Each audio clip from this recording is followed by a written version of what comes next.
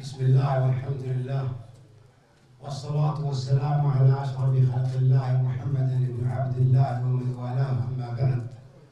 أحييكم بتحية الإسلام الخالدة، السلام عليكم ورحمة الله وبركاته. في البداية نحن في ديوان هذا الرجل النائب السابق سالم النملان، الذي هو الآن في السجن مع كوكبة من أبناء الشعب الكويتي الذين نفتخر بهم جميعا ونعتز بهم، ونقول لأهلهم إذا كان هناك فضل سيكتبه التاريخ في رحيل مجلس القبيضة ورحيل ناصر محمد، سيكتب هذا الفضل بعد الله سبحانه وتعالى للشعب الكويتي، ولكن التاريخ سيدون هذه الأسماء التي كان لها الفضل بعد الله سبحانه وتعالى في خلاص الشعب الكويتي من مجلس القبيضة ومن حكومة ناصر محمد. احنا اليوم لازم نؤكد على بعض الحقائق. البعض يحاول أن يصور أن هذه قضية جنائية، وهذه كما هو معلوم لدى الجميع هي قضية سياسية في المقام الأول. فهذه الكوكبة لم تسرق، وهذه الكوكبة من خيرة أبناء الكويت، وهذه الكوكبة لم تخرب في البلد، وهذه الكوكبة ليسوا بمجرمين. لذلك نحن متضامنون معهم إلى أبعد حد، وستستمر هذه الوقفات، ولن نكل ولن نمل حتى يخرج أبناؤنا من السجن. أنا ماني قانوني، ولكن اطلعت على الحكم وقرأت الحكم كحالي من الآخرين، وقرأت بعض الطعون المقدمة ضد حكم الاستئناف، وعندي تساؤلات أتمنى أن هذه التساؤلات تأخذ بها محكمة التمييز. أول تساؤل، إحنا لما نتكلم عن حكم الاستئناف هو في نفس الحكم ذكرت الهيئة القضائية أن إذ أصبنا فلنا أجران وإن أخطأنا فلنا أجر واحد. يعني هم حتى في الحكم حطوا احتمالية أن يكون هناك خطأ، وهذه طبيعة الأحكام في الدرجات الثلاث. يعني الحكم القاسي في الاستئناف كان قبل حكم براءة، فهذه طبيعة درجات التقاضي. لذلك لما ننتقد هذه الأحكام لربما يأتي حكم التمييز وينسف حكم الاستئناف. وأنا أتمنى أن النقاط التالية يعني أن تأخذ بعين الاعتبار في محكمة التمييز. أول أمر، في أقوال فهد شرطي، فهد عسكري في الحرس الوطني، فهد بدر العازمي، وكيل ضابط ناصر العتيبي، وعسكري كذلك مبارك الهاجري.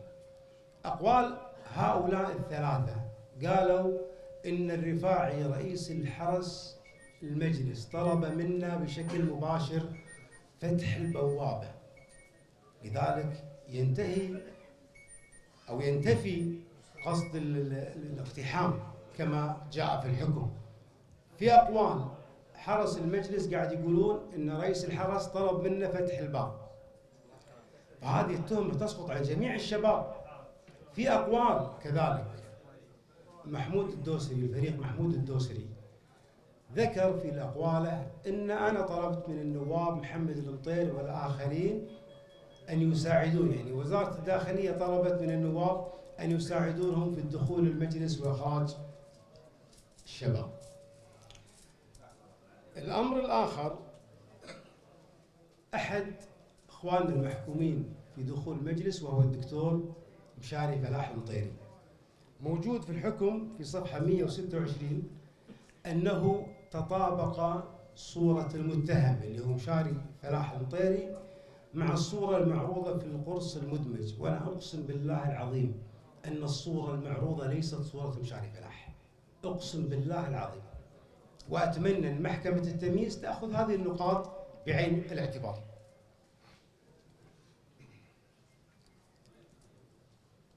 محكمة الاستئناف جاء في طيات الحكم في نسبها الحكم الدرجة الأولى اللي هو حكم البراءة.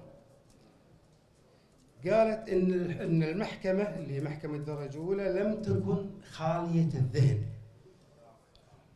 أنا بقرأ عبارات هذا الكلام المحكمة الاستئناف على محكمة الدرجة الأولى، لم تكن خالية الذهن. أنا بس بقرأ عبارات طراها خالية الذهن.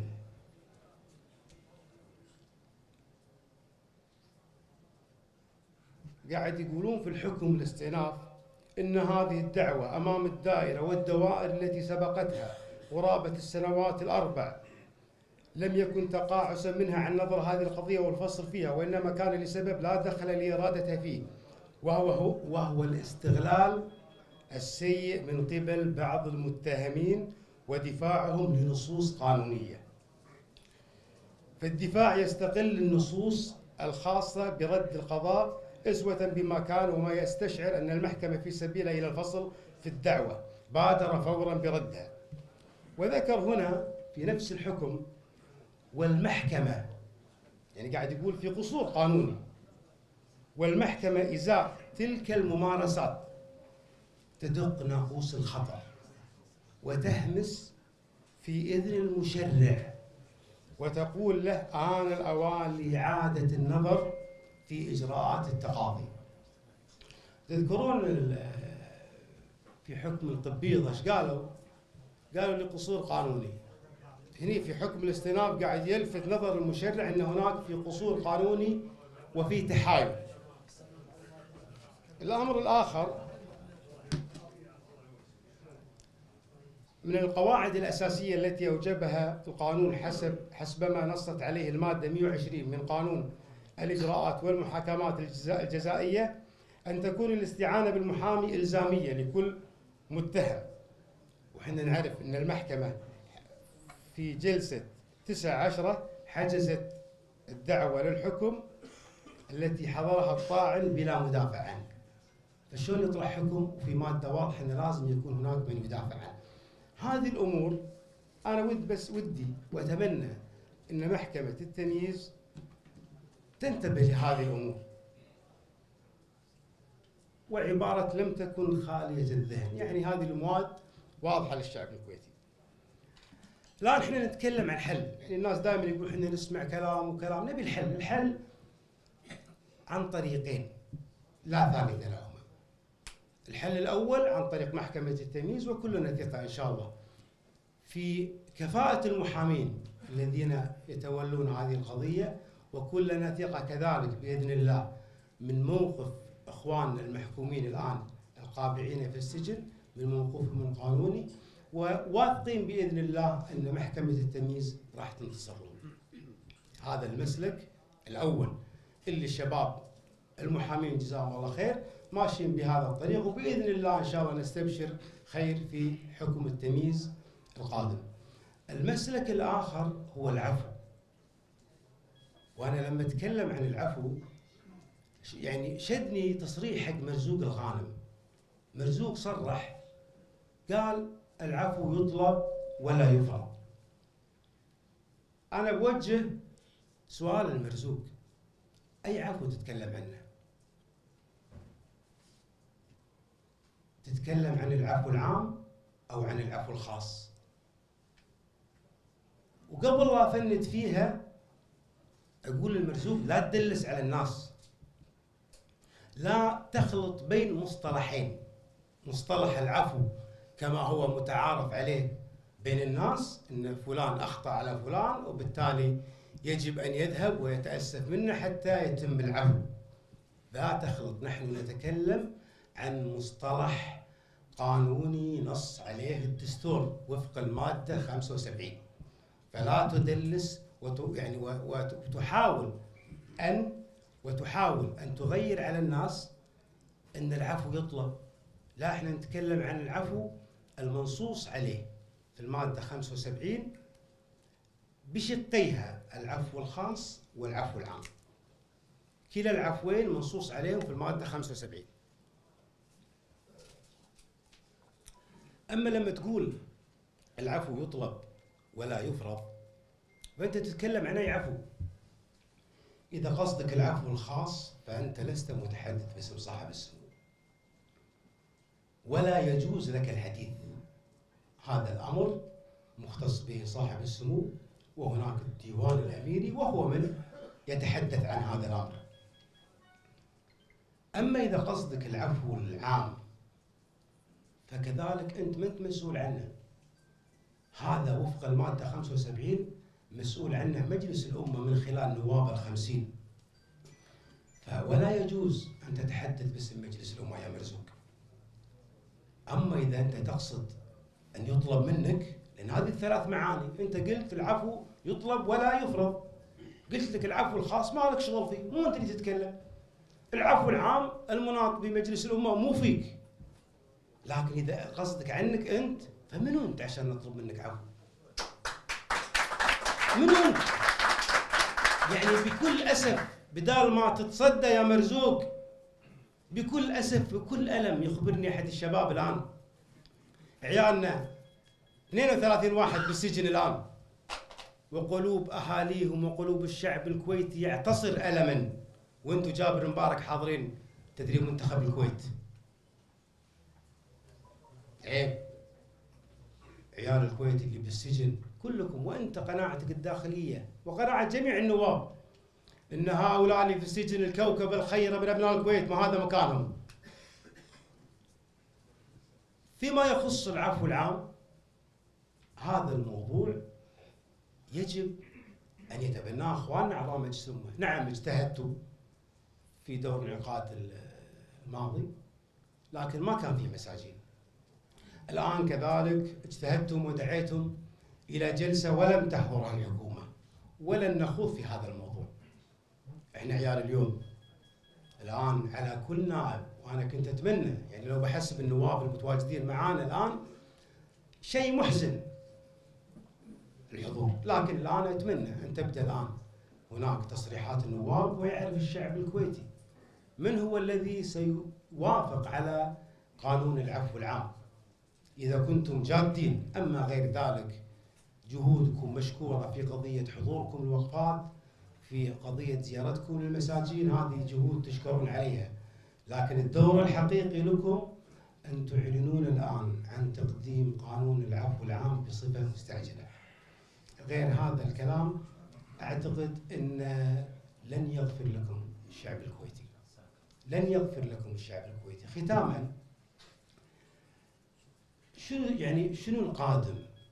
يعني الآن يتساءل معظم الشباب ومعظم أهالي المحكومين في قضية دخول المجلس، دعيتونا اليوم الوقفة، الأسبوع الماضي الوقفة، وبعدين بنحضر الوقفة الجاية واللي بعدها، شنو المطلوب منا؟ شنو نقدر نسوي؟ أنا أقول اليوم الدور الحقيقي يقع على عاتق التيارات السياسية وجميع القوى السياسية. يجب أن نقعد اليوم الكل ولا نتنصل من مسؤولياتنا الوطنية. لازم نقعد مع بعض ونحط خارطة طريق لإخراج أبنائنا المسجونين. يجب أن تتضافر الجهود. اليوم لن يرحم التاريخ كل التيارات السياسية. احنا اليوم نزعل ومتضايقين من ضيقة عيالنا اللي بالسجن، من ضيقة أهلهم. هل يعقل سالم النملان وجمعان الحربش ومشاري والنومس والفضالة والرماح وكل الشباب الموجودين، هل يعقل هؤلاء موجودين بالسجن؟ هذا الأمر مؤلم يا أخوان. يجب أن يكون هناك تحرك حقيقي. وأنا أقول في الختام، يعني الآن محكمة التمييز أمامها طلب، نتمنى أن توافق على إخلاء سبيله لسبب. نفترض الآن أن بعد الجلسات محكمة التمييز حكمت محكمة التمييز بالبراءة أو بوقف تنفيذ الحكم، من يعوض الشباب عن الأيام اللي قضوها بالسجن؟ من يعوض الشباب اللي فصلوا من عملهم بسبب انقطاع عن العمل؟ لذلك أنا أختم في دعوتي الصادقة لجميع التيارات السياسية أن نقعد وما نكتفي بهالندوات هذه الوقفات التضامنية مستمرة، لكن أتمنى أن تجلس جميع التيارات والقوى السياسية على طاولة واحدة ونضع خارطة طريق حتى يخرجون أبنائنا مرفوعين الرأس اللي كلنا والله نفتخر فيهم وكلنا نعتز فيهم. أنا سألت ولد سالم النملان فهد، قلت له شنو شعورك وابوك يوم الخميس الماضي كنا في المحكمة، جابوا سالم من السجن ليحاكم في قضية إعادة الخطاب، فكان سالم بالقفص وكان منظر بالنسبة لي مؤلم جدا. ما هذا مكان سالم مكانه فوق الراس يا اخوانا. فسألت فهد ولد سالم النملان، قلت له المنظر هذا شنو يعني لك يا فهد؟ فقال أنا مفتخر، أبوي مسجون عشان أهل الكويت، أبوي مسجون عشان قاعد يحارب الفساد. أنا أقول الفهد سالم وأقول الكل ذوي المعتقلين، أقسم بالله إن في قلوبنا غصة وإننا الحرامية في السجن، الحرامية برا السجن، لكن عيالكم وأبنائكم كلهم مثال فخر عندنا، والتاريخ الكويتي راح يوصفهم. شكرا.